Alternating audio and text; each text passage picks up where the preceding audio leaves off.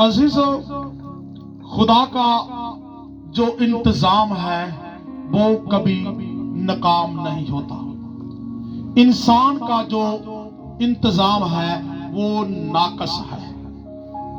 अगर हम खुदा के इलाही इंतजाम को देखें तो इलाही इंतजाम में एक रत्ती बार भी फर्क नजर नहीं आता। पर यानी कि पहले तख्लीक किया, अपने हाथों से संवारा, तो इंसान के जिस्म को अपने रहने की जगह बनाई ताकि मैं इंसान के अंदर रहायश पजीर होऊंगा। और खुदा ने इस बात को चाहा, लेकिन खुदा की तरफ से तो ये निजाम बिल्कुल परफेक्ट था, लेकिन इंसान की तरफ से कोताहियां होती चली गई। इंसान की तरफ से कोताहियां क्यों हुई कि इंसान को खुदा ने बागे अदन में रखा ताकि मेरी ताजीम करेगा, लेकिन इंसान ने क्या किया? इंसान गुनाह कर बैठा, और गुनाह करने से खुदा की नजरों से क्या, तो गुनाह से खुदा खास नफरत करता है। इसके बाद बागे अदन से ये जोड़ा, ये कपल निकल गया और उनसे नस्ल पैदा होने लगी। और वो नस्ल जो बागे अदन से निकले हुए जोड़े से पैदा हुई, वो भी खुदा की मुनखरिफ और खुदा से दूर हो गई। आपको पता है कि कैन और हाबल दो बेटे किससे पैदा हुए? आदम से जो पैदा हुए। तो फिर भी लोगों ने खुदा का नाम लेने का कोई तरीका नहीं अपनाया। तीसरे बेटे से लिखा है कि सेत के दौर से सेत ने खुदा का नाम लेना शुरू किया और खुदा को यहोवा के नाम से पुकारा, और यहोवा के नाम से लोग खुदा की ताजीम करने लगे। ये तीसरे बेटे यानी कि आदम के तीसरे बेटे सेत की मार्फत यहोवा का नाम जमीन पर रखा गया और यहोवा के नाम से वो ताजीम करने लगे। और उसके बाद सेत की नस्ल से जितने लोग पैदा हुए वो सब कामल, खुदा की तरफ रजू और खुदा के साथ चलने वाले थे। और खुदा ने देखा कि तीसरे बेटे की नस्ल से मेरे नाम को इज्जत और जलाल मिलेगा, तो खुदा फिर इंसान के साथ बातें करना शुरू हो गया। और कैसे हुआ कि जो सेत की नस्ल से लोग पैदा हुए वो अब्राहम, इसहाक, याकूब, 12 कबीले, और जितने भी अब्राहम के दौर में खुदा ने अब्राहम के साथ कलाम करके वादे किए वो पूरे किए। और खुदा का इंसान के साथ बात करने का तरीका उस वक्त क्या था? इंसान कुर्बानी करता, और कुर्बानी कैसे करता कि किसी भी बछड़ों या के मेंढों को बीच से क्या करता? 2 पीस करता, टुकड़े करता, और उनको लकड़ियों पर रखा जाता, और लकड़ियों के ऊपर वो कुर्बानियां और वो ज़बीहे रखे जाते। और जब उनका यानी कि उनको तरतीब वाइज जोड़ दिया जाता लकड़ियों के ऊपर, तो खुदा का पैगंबर, खुदा का नबी, खुदा का रसूल और खुदा का चरवाहा उनके दरमियान खड़ा हो जाता और सोचता और दुआ करता कि खुदावंद आज मेरे साथ कलाम करने को है, वो आसमान से आएगा और उसके आने की निशानी ये होगी, इस कुर्बानी को वो भस्म करेगा और जलाकर राख करेगा, और मैं समझ जाऊंगा कि मेरा खुदा मेरे साथ साथ है। ये एक खुदा का इंसान के साथ चलने का तरीका था कि इंसान कुर्बानियां करता, लेकिन ये भी तरीका इंसान की तरफ से मुनखरिफ हो गया, नाकाम हो गया। लेकिन खुदा अपने वादों पे फिर भी सच्चा रहा। नाकाम क्या हुआ? सुनिएगा, ये आमद तक इसकी रसाई है, यीशु की आमद तक, पैदाइश होने तक, कि जब इंसान कुर्बानियां करता और ज़बीहे करता और लकड़ियों पर रखता, वो खुदा की हज़ूरी में कुर्बानियां देता, और देकर कुर्बानियां बाद में वो फिर गुनाह की तरफ माइल हो जाता था। तो खुदा ने कहा زبور نویس کی معرفت ہے کہ مجھے تیرے ذبیحوں سے نفرت ہے، مجھے تیری قربانیوں سے نفرت ہے، کیونکہ تیرے دل کے اندر تو گناہ ہے لیکن تو قربانیوں کے ذبیحے میری حضوری میں گزرانتا ہے، یہ تیرا طریقہ بھی مجھے پسند نہیں۔ پھر انسان ناکام ہو گیا، انسان کامیاب نہ ہوا۔ خدا نے آگے دیکھا، ترتیب وائز کہ آگے چلتا گیا اور ذبیحے قربانیوں کے آگے عبور کرتا ہوا خدا آگے صحیفے انبیاء کے ذریعے آ گیا، اور اس وقت خدا نے اپنے نبیوں پیغمبروں کے ذریعے کلام کرنا شروع کر دیا، اور رویا، خواب، سوتے وقت ہے، دو میں ٹھہرتے وقت ہے، خدا پھر انسان کے ساتھ کلام کرنے لگا کہ میں شاید انسان اس طریقے کو اپنائے اور کامیاب ہو جائے اور میں اس کے ساتھ بات کرتا رہوں، لیکن پھر بھی انسان کامیاب نہ ہوا۔ یعنی کہ خدا کی جو رفاقت ہے وہ تو کامیاب تھی، لیکن انسانی رفاقت خدا کے ساتھ کامیاب نہیں نکلی۔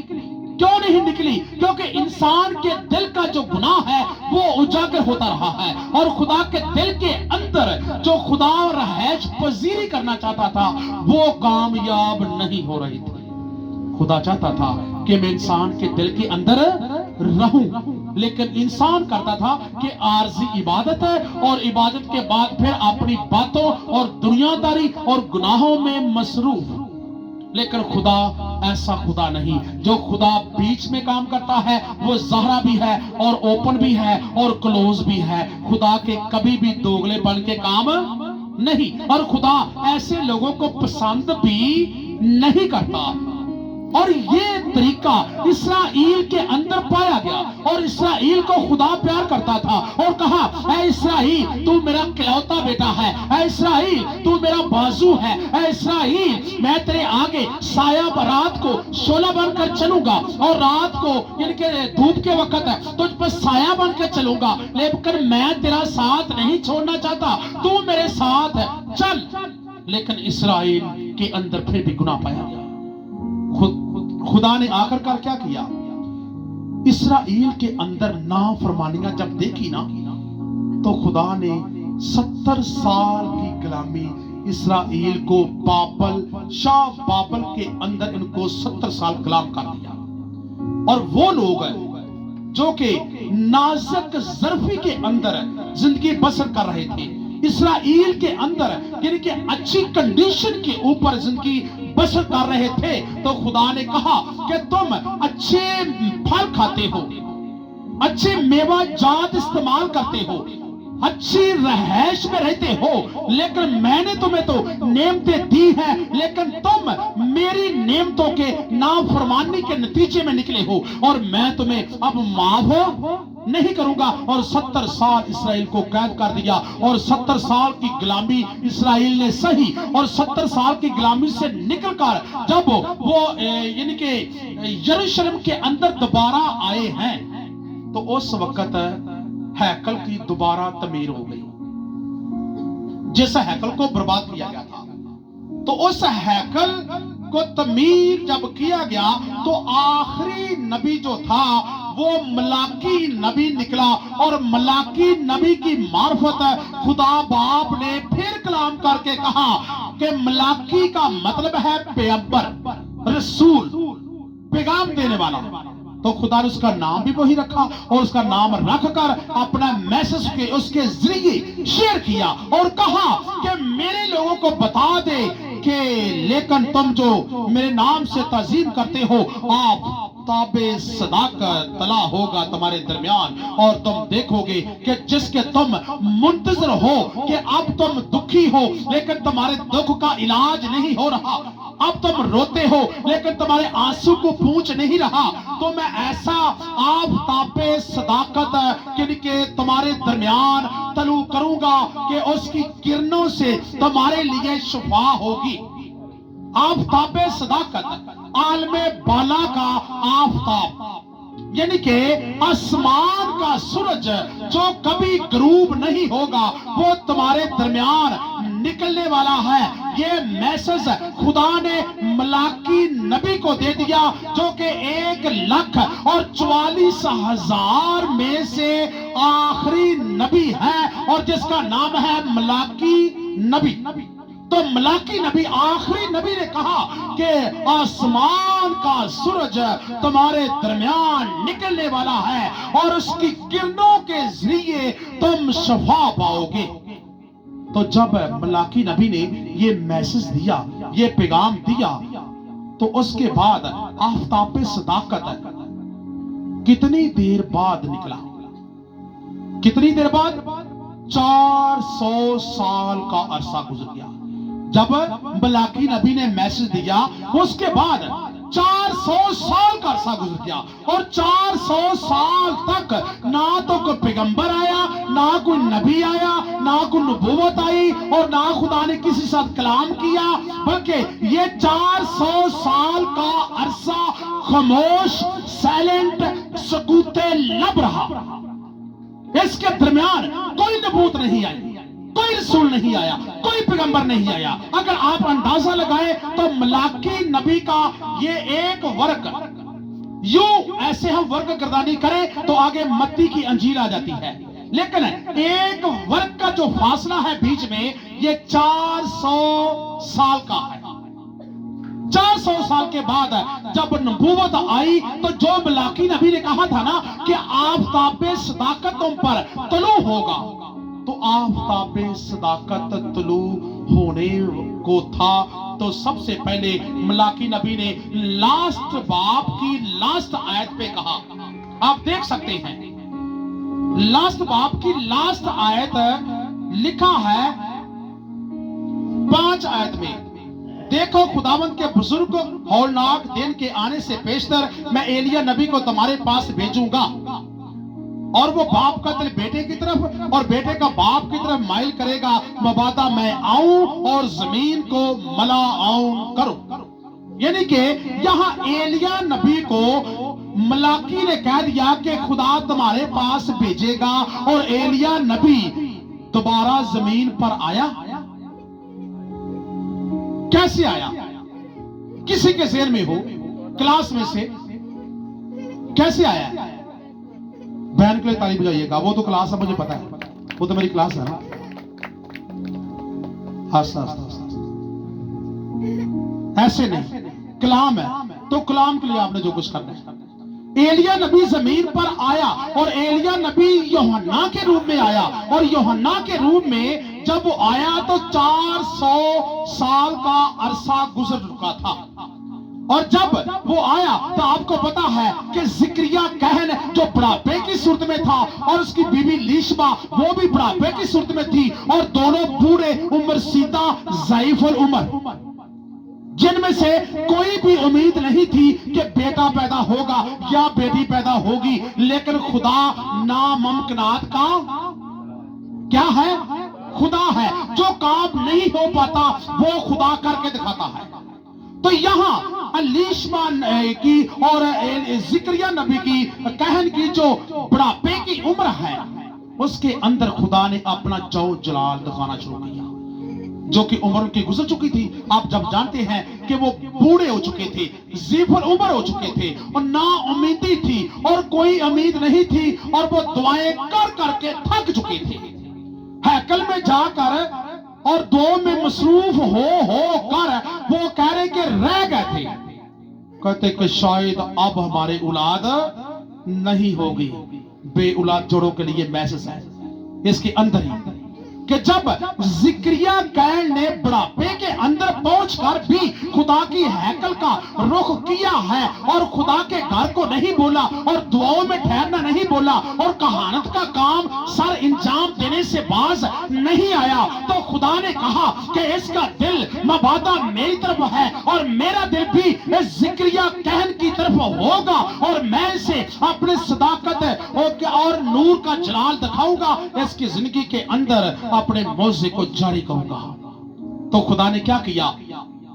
बुढ़ापे का कहन جب اس کی باری آئی کہانت کی تو جب وہ بہور جلانے کے لیے کہانت کے دستور کے مطابق ہیکل کے اندر پہنچا ہے تو ہیکل کے اندر پہنچتے ہی اس نے کیا دیکھا ہے کہ وہ جیسے ہی اس پیالے میں بہور جلا کر جیسے اندر پہنچتا ہے تو اس کا کیا ہوتا ہے، اس کہن کے پیچھے سے ایک رسی باندھی ہوتی ہے، ایک پٹکا باندھا ہوتا ہے کہ اگر اس کی زندگی کے اندر گناہ ہے تو اسی وقت یہاں مر جائے گا، لیکن اگر تو ٹھیک ہوا تو خدا سے کچھ نہیں کہے گا۔ اور وہ عید کے صندوق کے آگے جیسے ہی جاتا ہے اور اپنی کہانت کے دستور کے مطابق اس بہور کو جلاتا ہے، اس کے جو جانجروں کی، اس کے گنگروؤں کی آواز جو اس کے پٹکے کے چگرد باندھے ہوئے ہیں وہ آ رہی ہے، اور لوگ پیر کھڑے دعائیں کر رہے ہیں کہ شکر ہے اب بھی زکریا زندہ ہے۔ اور جب گنگرو کی اور اس کی جسم کے اوپر جو باندھے ہوئے تھے پٹکے، ان کی آواز بند ہو جاتی تو لوگ اندر باہر کھڑے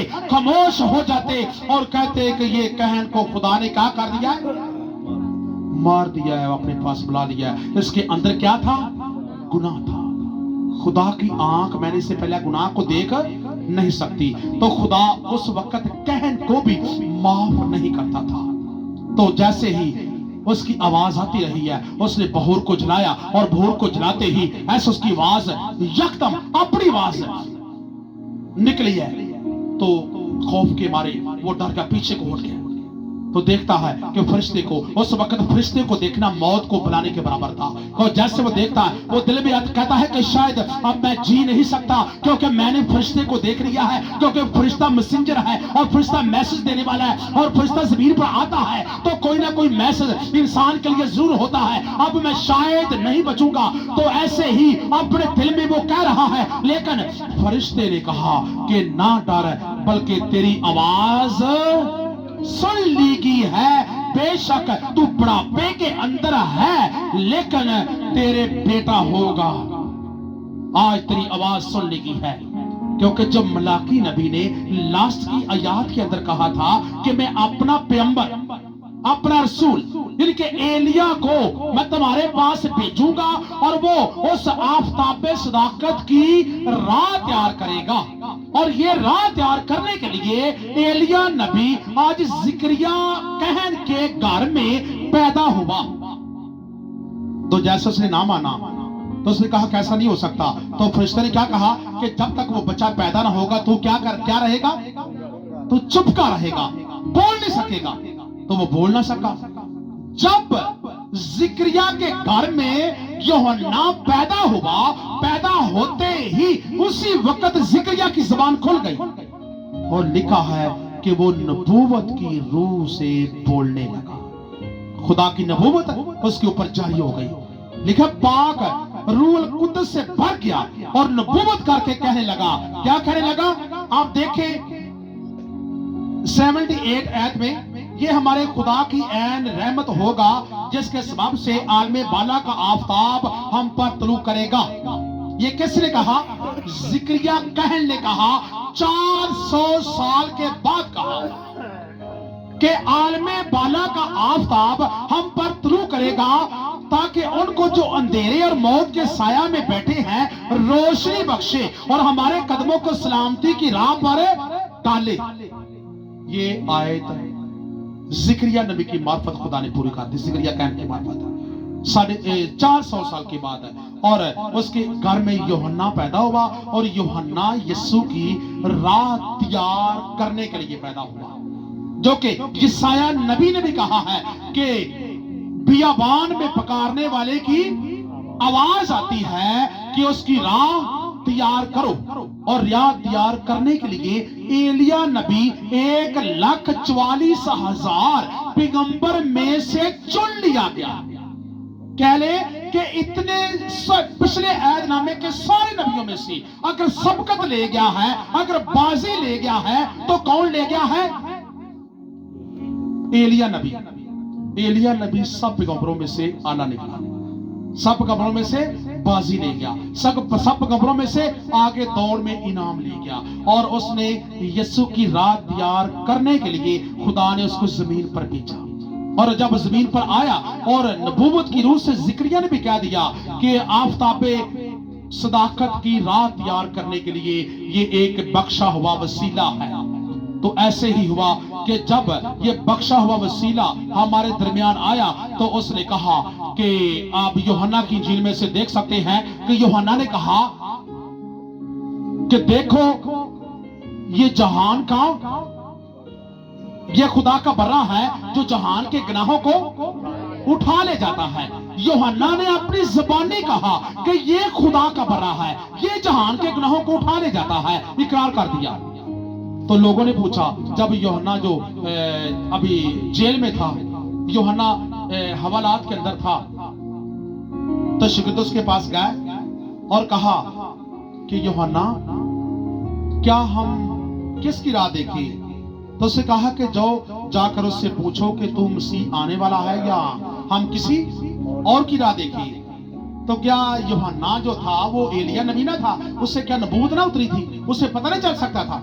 پتہ چل سکتا تھا، لیکن وہ حوالات کے اندر جھوٹے الزام میں بند تھا اور وہ کنفیوز تھا، کیونکہ جو شخص دعاؤں کے ذریعے پیچھے ہٹ جاتا ہے، دعائیں نہیں کرتا، خدا کا رابطہ اس کے ساتھ بحال نہیں رہتا۔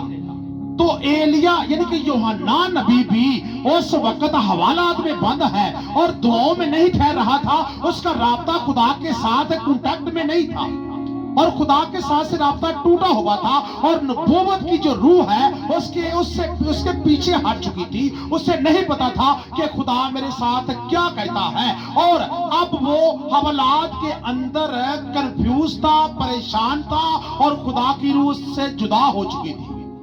اس لیے وہ بھی ڈاؤٹ میں تھا کہ شاید ہم دوسرے کی راہ نہ دیکھ لیں۔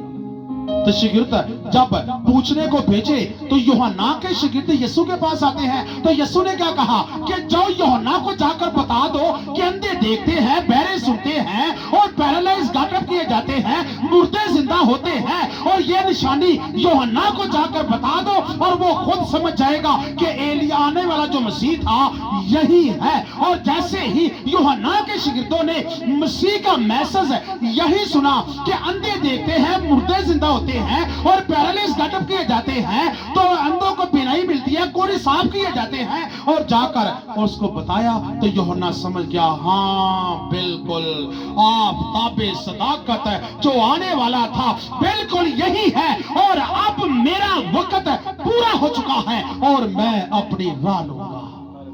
تو اس کے بعد کیا یوحنا کے ساتھ ہوا؟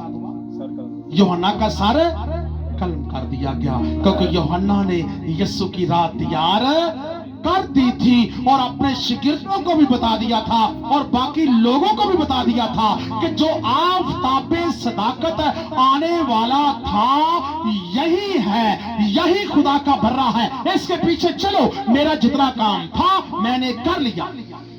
اس کے بعد کیا ہوا کہ آفتاب صداقت کی کرنوں سے لکھا ہے کہ شفا ہوگی، اور کیا ہوں گے وہ لوگ بچڑوں کی مانند کیا کریں گے؟ لکھا ہے کہ بچڑوں کی طرح وہ کیا کریں گے؟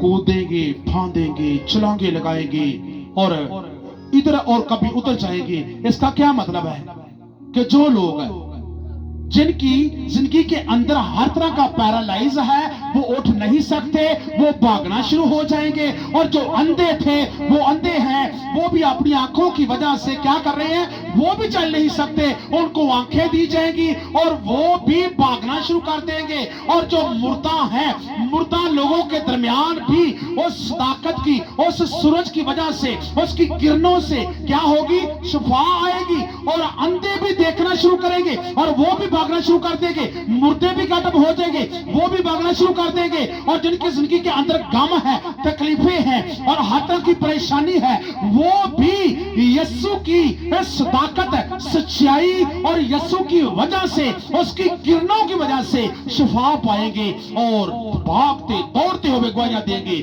کہ خدا نے ہم کو معجزے میں کیا کیا ہے؟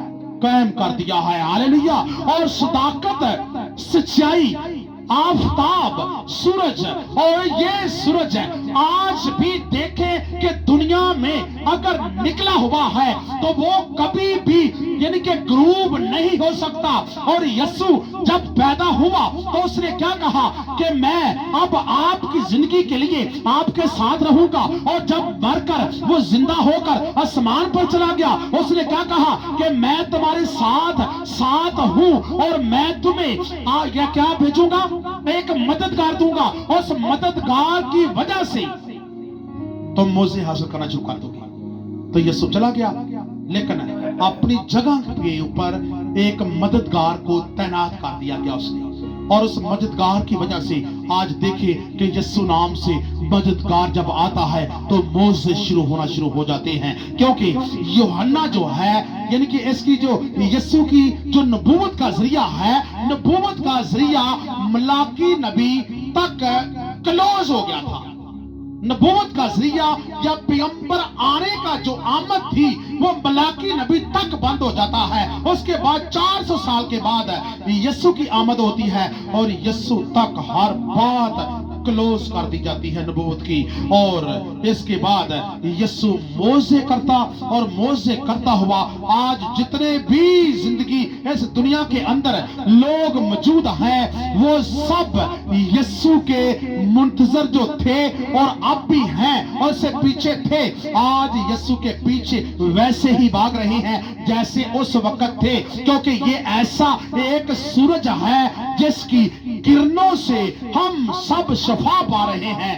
کوئی بھی زندگی یہاں ایسی نہیں کہ یسوع سورج کی وجہ سے جس نے معجزہ نہ لیا ہو. کیا ایسے لوگ یہاں ہیں کہ یسوع سورج آفتاب کی وجہ سے جن کی زندگی کے اندر معجزہ نہیں ہوا ہے؟ کوئی ایسا؟ لیکن یسوع آفتاب اور یسوع سورج کی وجہ سے کتنے لوگوں کی زندگی کے اندر معجزے ہو چکے ہیں؟ اپنا ہاتھ کھڑا کریں. یعنی کہ کچھ رہتے ہیں کو سبھی کے اندر ہو چکے ہیں.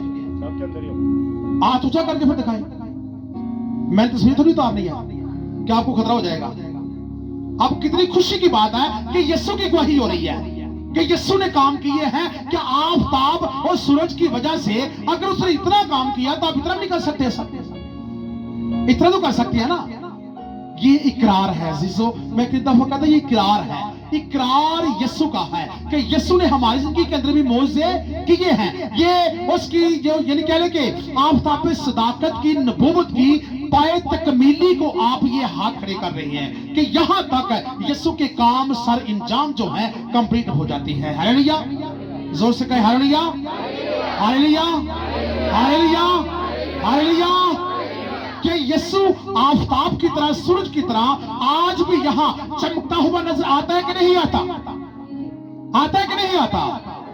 اور آگے کہاں تک رہے گا؟ کسی کو کوئی زبور یاد ہو کہ کہاں تک مسیح کا یہ سورج جو چلتا رہے گا اور ہمیشہ سب کی زندگی کے آگے ایک تارا بن کر رہے گا؟ صداقتی کا رہے رحمت یا رہے گا نام صداقتی کر مسیدہ اور رہے گا جد تلک سورج رہے گا مسیح کا نام. یہ کہ مسیح ہی وہ سورج اور وہ آفتاب ہے جس کی کرنوں سے ہر قوم شفا پا رہی ہے. اور آگے اگر آپ دیکھیں شمعون جو ہیکل میں یعنی کہ اس کو نبوت سے کہا گیا تھا کہ جب تک تو یسوع کو یعنی کہ آفتاب صداقت کو نہ دیکھ لے تو موت کو نہیں دیکھے گا. اس نے بھی کہا کہ اے خداوند میں نے اپنی آنکھوں سے تیری نجات دیکھ لی ہے. اور یسوع نجات بن کر آیا تو اس نے بھی کہا کہ یہ بہتوں کے لیے اٹھنے کا سہارا بنے گا اور دنیا کے لیے یہ نجات کا سبب بنے گا. دنیا کا لفظ بول کر شمعون نے ثابت کر دیا کہ سورج ہمیشہ پوری زمین کے اوپر چمکتا ہے.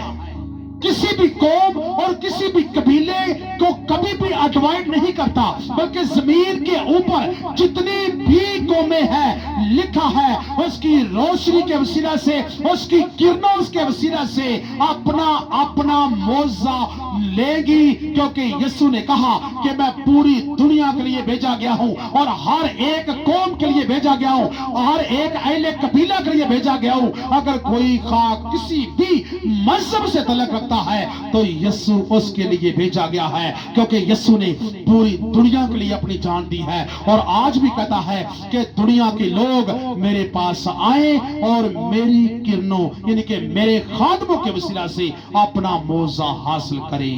आमीन।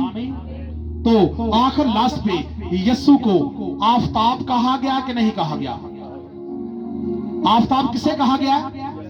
यीशु को।